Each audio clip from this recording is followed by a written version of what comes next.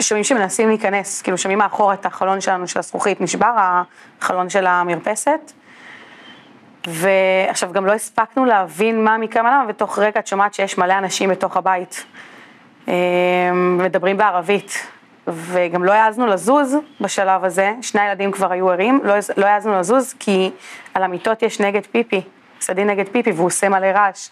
אז יצא שחיבקתי את הילדים על המיטה, אדם מחזיק את הדלת נורא חזק, אף אחד לא מעז לזוז, אפילו הכלבה הבינה שאסור לזוז, אסור, היא אפילו לא הלחיתה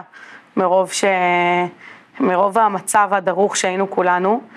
בעצם הם מנסים לפתוח את הדלת, אדם מחזיק את זה, אין לי מושג איך הוא הצליח, אבל הוא החזיק את זה ממש חזק, שהידית אפילו לא זזה.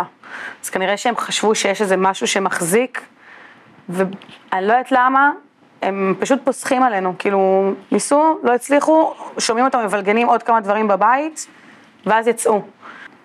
וכל פעם מישהו כותב, הם פה אצלי, וכזה, לא, הם פה אצלי, לא, הם פה, כאילו זה בא מכל כך הרבה חזיתות, שאת אומרת, כמה הם, כאילו, בוא נעזה, אנחנו קיבוץ קטן, 7:57, זה הודעה האחרונה שאימא שלו שלחה, תשמרו על עצמכם, אני אוהבת אתכם.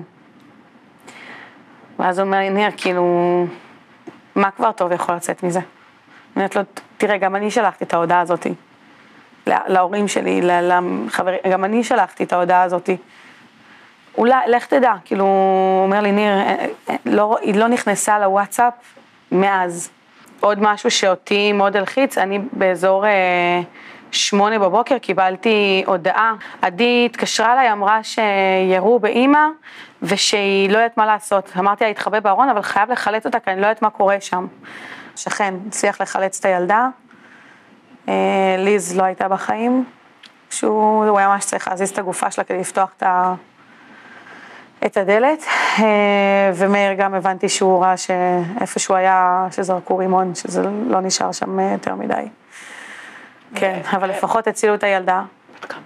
בת 7. באיזשהו שלב, אין לי מושג באיזה שעה זה היה. הם עומדים במרפסת וצועקים צהל צהל מי בבית. החלטתי שאני דופקת על החלון ברזל, גם זה היה מאוד מאוסס, ומזל גדול שאיך שדפקתי היה בום, כי שנייה אחרי זה, את שומעת, מדברים בערבית וצועקים מטבח אל יהוד, מטבח אל יהוד.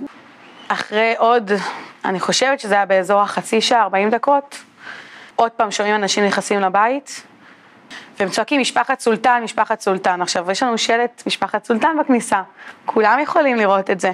אמרתי בוא נקשיב, אין להם פי, אם יש דיבורים נשמע את הפי, ואני מקשיבה והם צועקים, תביא את הרימון נזרוק על הדלת, כי הם ניסו לפתוח ולא הצליחו, תביא את הרימון נזרוק על הדלת, לא אל תביא את הרימון, משפחת סולטן פה, בליל של משפטים, אני אומרת איפה הפי, למה בכל מילה שאומרים אין פי, חשבתי שאני דופקת על הדלת, ואז כולם שקט שקט שקט, יש פה דפיקות, רגע שקט, משפחת סולטן, זה אתם?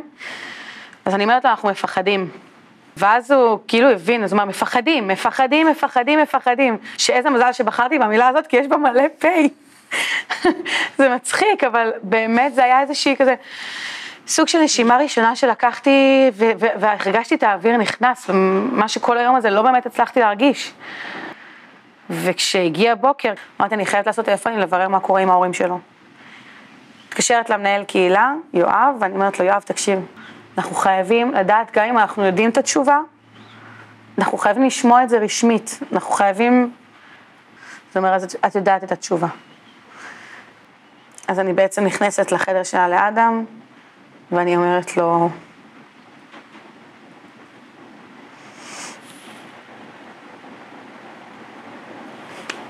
שלצערי זה המצב, ושהודיעו לי עכשיו רשמית.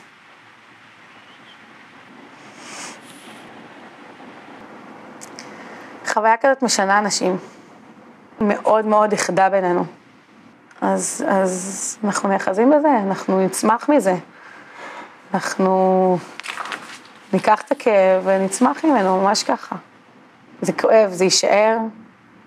אני גם בפועל, אנחנו מאוד רוצים לחזור לחולית כשיהיה אפשר, ולחזור לגור בבית, אבל שוב פעם, כאילו במידה ויהיה שינוי, ובמידה ויהיה לנו את הביטחון, ובאמת נוכל, רק כשנגיע נוכל לדעת אם באמת נפשית אנחנו יכולים להיות שם. כי זה להסתובב בשבילים שמזכירים הכל, את כל האנשים שאיבדנו.